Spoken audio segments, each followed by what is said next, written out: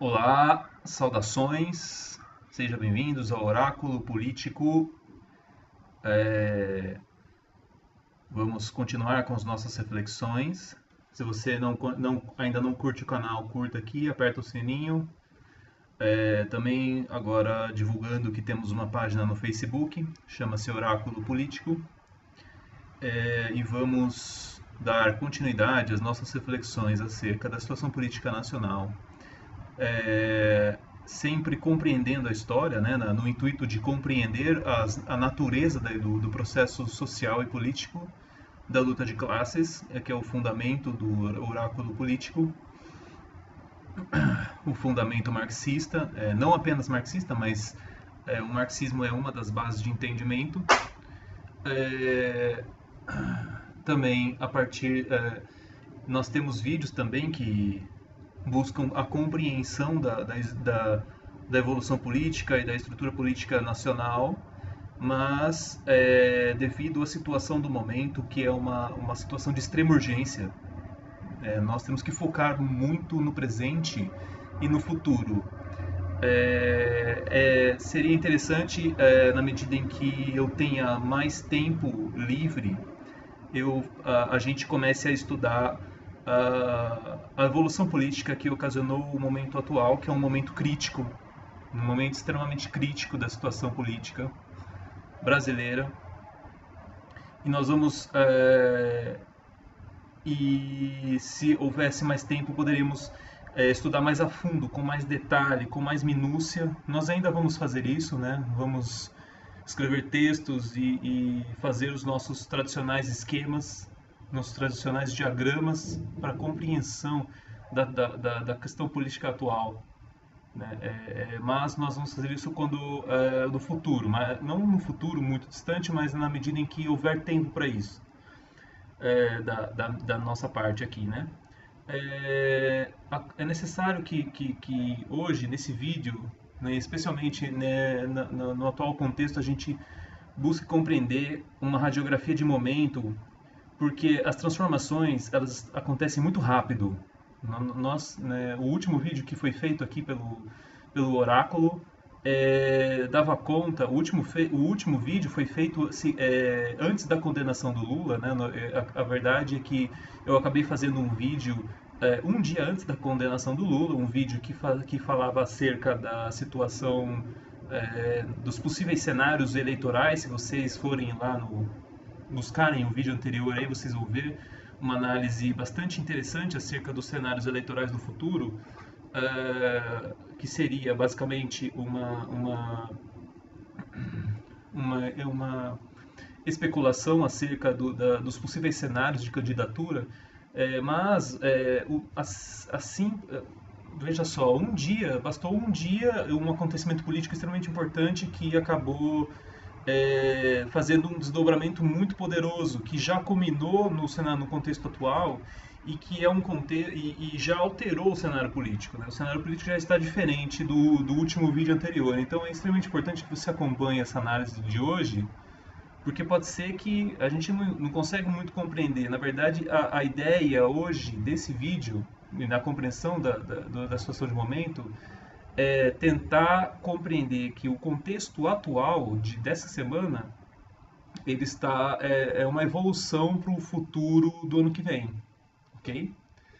Então vamos lá, vamos por partes, ok? Então vamos compreender o seguinte, né? Na medida em que o Lula consegue ganhar força, nós estamos vivendo um momento agora. A radiografia do momento é o quê? Nós estamos vivenciando uma recuperação da esquerda. Tá? Nós estamos vivendo um processo político em que a esquerda está em processo de regeneração. Tá? É extremamente importante compreender que no Equador, né, o contexto político da América Latina evidencia um pouco isso. Tá? Então, a eleição do candidato de Rafael Correa no Equador é um sinal disso. A resistência de Evo Morales na Bolívia, né? E o resultado de ontem do plebiscito da Venezuela, né, do plebiscito não, da Assembleia Constituinte, né, a vitória de Maduro e o fortalecimento de Lula, né?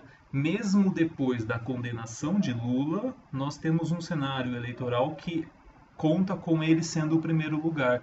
Isso já foi previsto pelo oráculo, tá? O oráculo, se você buscar os vídeos anteriores, o oráculo dizia que Lula, se fosse condenado, ele se tornaria mártir. E é isso que está acontecendo. Lula está se tornando mártir. E aí você pode compreender isso. O oráculo dizia que Lula não seria preso. É possível ainda que ele não seja preso, mas é possível ainda que a condenação seja mantida, né? Vale compreender aí que é aí que entra um pouco a análise momentânea. É extremamente importante que você preste atenção. Você que está vendo o vídeo, preste atenção nesse vídeo de hoje aqui. Esse vídeo de hoje é crucial para você entender os possíveis desdobramentos desse segundo semestre, tá? Veja só, nós temos nessa semana aí o julgamento de Temer na Câmara dos Deputados. Então nós temos, por um lado, um fortalecimento da esquerda, uma regeneração da esquerda na América Latina, e esse fortalecimento da esquerda na América Latina tem como consequência, a consequência do fortalecimento da esquerda na América Latina tem como principal acontecimento no núcleo do golpe uma reorientação do processo golpista, ok? Então, veja só, o fortalecimento de Lula obriga o processo golpista da direita de reorientar as suas estratégias. E é isso que está acontecendo. A substituição de Temer é o principal resultado dessa reorientação das estratégias, né? O que acontece? O núcleo do golpe não esperava, o setor neoliberal do golpe não esperava que Lula conseguisse se manter vivo e forte. Lula se mantém vivo e forte. Isso obriga com que toda a máquina golpista se reoriente. E aí é importante que a gente compreenda um pouco, vá a fundo, dê um zoom um pouco bem no interior do regime golpista. Por quê? Porque dentro do regime golpista existem também uma correlação de forças, existe um embate de forças dentro do núcleo golpista.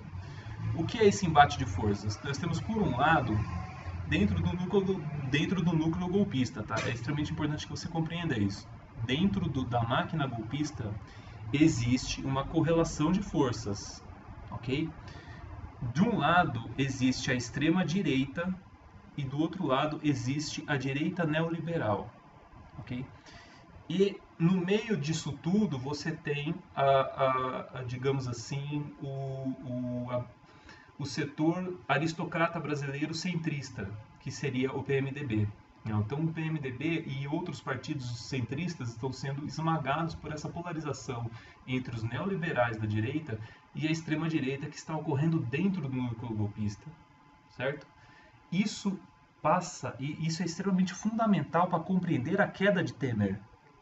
Temer está buscando se manter, veja só, Temer está buscando se manter no poder por meio de emendas parlamentares, um processo que nada mais nada menos é do que a corrupção legalizada, certo?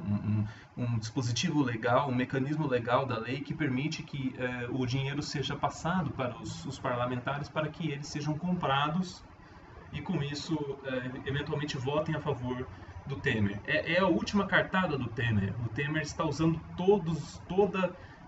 o seu desespero, né? O Temer está desesperado para se manter no cargo e ele se utiliza desse recurso, que é o único recurso que ele tem no momento, comprar financeiramente, literalmente comprar a sua base de apoio para impedir que ele seja cassado, né? Esse é o atual momento.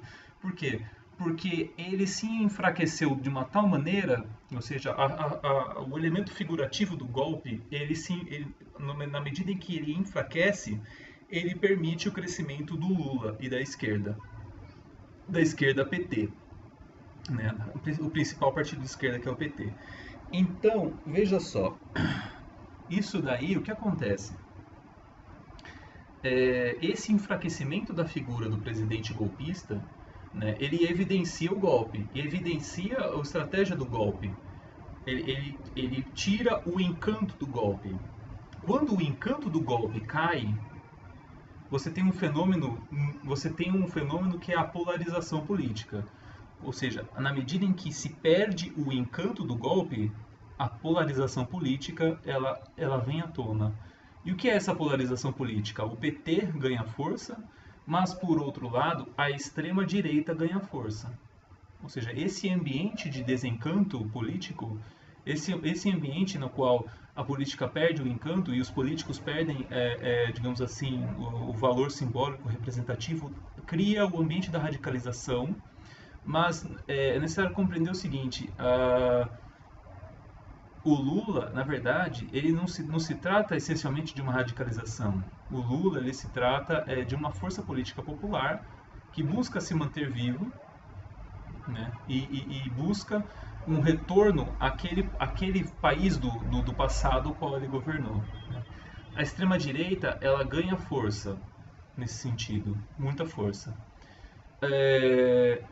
E aí é necessário compreender, é justamente por isso que o setor neoliberal do golpe está trocando Temer. O setor neoliberal do golpe quer trocar Temer e botar uma figura que volte a conduzir o encanto e impedir essa polarização política entre Bolsonaro e PT, que está se criando esse ambiente entre Bolsonaro e PT para 2018, que é extremamente ruim para os neoliberais. Porque os neoliberais, eles aos poucos, os neoliberais que foram os estrategistas do golpe, eles começam a perder o controle do golpe. Esse perder o controle do golpe é dar espaço dentro do golpe para a extrema-direita. A extrema-direita começa a possuir o processo golpista para ela, né? E aí as coisas começam a ficar muito complicadas para o futuro do Brasil. Por quê? Porque o fortalecimento da extrema-direita ele vai se concentrar na figura de Bolsonaro, né? Como a esquerda sempre foi firme e fiel a Lula, né, a direita neoliberal, na incapacidade de destruir Lula, ela vai, aos poucos, ela vai criando o terreno fértil da extrema-direita. Então, todo o setor neoliberal, que é a imprensa, né, digamos assim, a Rede Globo, a revista Veja e os demais veículos de comunicação que são ligados ao PSDB e à direita neoliberal, por consequência, porque o PSDB ele é a representação da direita neoliberal, na medida em que esses setores eles fizeram uma campanha grotesca e aterradora contra o Lula, no intuito de destruir o Lula, eles acabaram tendo um efeito contrário àquilo que eles queriam. Veja só, olha que interessante. A direita neoliberal, em todo o ciclo de tentativas consecutivas de destruir o Lula, a direita neoliberal acabou tendo uma consequência inversa aos seus objetivos. O objetivo da direita neoliberal, no estrito senso, era destruir Lula e, com isso, proporcionar o seu candidato neoliberal ao poder. Que no caso seria aí um Geraldo Alckmin, que é um conservador, ou José Serra, foram essas tentativas que foram sendo fracassadas. Na medida em que essas tentativas foram sendo fracassadas, toda a consequência desse semeamento de ódio, desse plantio de ódio, ele acabou sendo revertido para a extrema-direita, ou seja, a população embebida do ódio, a população, digamos assim, de classe média, a população que já tinha ali um radicalismo guardado em si, né? Essa população, ela automaticamente, ela própria começa a produzir a sua figura, escancarar a sua vocação de extrema-direita, a sua vocação intolerante, e começa a construir a sua própria figura de representatividade. E assim, aos poucos, paulatinamente, vai sendo surgido o Bolsonaro à revelia de todo o projeto neoliberal. Então, o Bolsonaro ele vai sendo produzido no bojo da própria classe média e da própria, digamos assim, população elitista e da classe média de maneira paralela à estratégia neoliberal oficial, ou seja, indo contra os planos oficiais do neoliberalismo. O neoliberalismo não construiu o Bolsonaro. O neoliberalismo, inclusive, está tentando construir uma figura tão conservadora quanto o Bolsonaro no intuito de fazer frente ao Bolsonaro. E essa figura, no atual momento, é o João Dória. No entanto, é extremamente importante que nessa radiografia de momento a gente compreenda que o João Dória ele não tem condições. E, vejam só, a radiografia de momento. João Dória não possui solidez política. Eventual candidatura de João Dória não possui solidez política e ela vai se derreter, porque a figura de Bolsonaro ela está se fortalecendo cada vez mais, infelizmente, né? Esse processo, esse processo da máquina golpista, esse processo, digamos assim, esse processo não planejado, esse processo, digamos assim, inconsequente e, enfim, fracassado, vamos pôr assim, dos neoliberais em destruir Lula, acabou criando o Bolsonaro. Né? E aí o Bolsonaro ele vem se fortificando. É uma evolução, é um processo histórico evolutivo. Né? E aí a gente tem que cuidadosamente compreender a base eleitoral de Bolsonaro. A base eleitoral de Bolsonaro ela é formada por dois grandes grupos. Né? Um grupo que se desencantou com o PSDB, que é o ex-eleitorado neoliberal, ou seja, o neoliberal que se desencantou com a figura do PSDB e dos seus consecutivos candidatos fracassados e começa a ver em Bolsonaro um novo potencial de encanto. E por outro lado nós temos esse é um lado do eleitor do Bolsonaro, e o outro lado do eleitor do Bolsonaro é o eleitor fundamentalista religioso evangélico de direita, né, que é a sua base popular. A base popular do eleitor do Bolsonaro é uma base que já foi devidamente aliciada pelo fundamentalismo religioso evangélico de direita. É extremamente importante compreender isso. A base social e política do fortalecimento da igreja evangélica, ela começa a paulatinamente moldar o seu eleitor, digamos assim, o seu rebanho, né, no intuito de construir essa base social que é a extrema-direita conservadora. Né? E é uma extrema-direita conservadora, é uma extrema-direita fundamentalista, né? E ela surge no intuito, né, como uma possível alternativa final da direita para tomar o poder do país via democracia, né, via processo eleitoral. Na medida em que desde 2002 a direita vem falhando em conseguir o poder por meio da eleição, ou seja, na medida em que esse processo eleitoral ele acaba não sendo promissor para a direita vai se radicalizando e se deformando no intuito de construir uma figura extremamente poderosa capaz de destruir a esquerda. Né? Essa é a evolução de todo o processo político eleitoral ao longo das últimas eleições. E a construção de momento que nós estamos percebendo é que em 2018, se houverem eleições, nós vamos ter uma eleição totalmente radicalizada e polarizada entre Bolsonaro versus PT. É isso que nós vamos ver em 2018. E aí o cenário começa a se desnudar agora. Bolsonaro versus PT. Certo? E aí o que acontece? E aí entra a questão do Temer.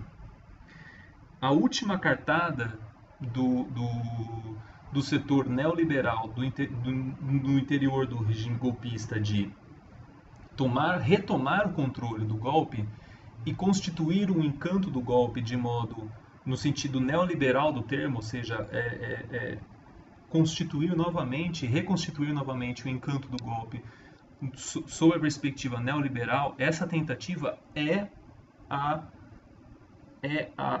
eliminação de Temer. E é por isso que é extremamente importante compreender que Temer vai cair. Mesmo a última cartada de Temer, que é a compra de toda a sua base parlamentar, não será suficiente. Né? Ou seja, Temer está gastando bilhões em dinheiro público, ele já gastou praticamente 2 bilhões em dinheiro público para comprar a sua base aliada, mas isso não será o suficiente. Ou seja, vai ser um dinheiro que foi simplesmente 2 bilhões que foram simplesmente queimados. É por isso que a gente tem um rombo aí nas contas públicas. E esse rombo, ele está sendo um elemento importante, uma munição importante do próprio setor neoliberal em queimar Temer e Henrique Meirelles, no intuito de radicalizar, radicalizar no sentido neoliberal do termo, a conduta da política econômica, ou seja, troca-se Temer por Rodrigo Maia e troca-se Henrique Meirelles por Armínio Fraga, no intuito de reconduzir o encanto do golpe sob a perspectiva mais radical do neoliberalismo, mas freando o Bolsonaro. Ou seja, é a própria direita que está tentando frear o crescimento de Bolsonaro. A direita neoliberal tentando frear o crescimento de Bolsonaro, radicalizando a sua política econômica no intuito de privatizar toda a estrutura do Estado brasileiro e, com isso, de certa forma, minar o crescimento de Bolsonaro e fazer com que o seu próprio setor neoliberal tenha o controle do regime político. Esse duelo entre a direita neoliberal e a extrema-direita dentro do golpe é crucial para compreender o que nós estamos vivendo. Então, vejam vocês, né? Vejam vocês a importância de compreender esse processo de momento que nós estamos vivendo, né?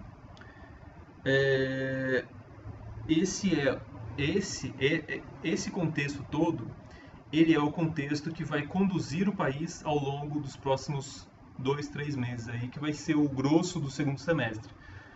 Nós vamos ver aí, nós vamos ver 3 grandes frentes do contexto político, né? Três grandes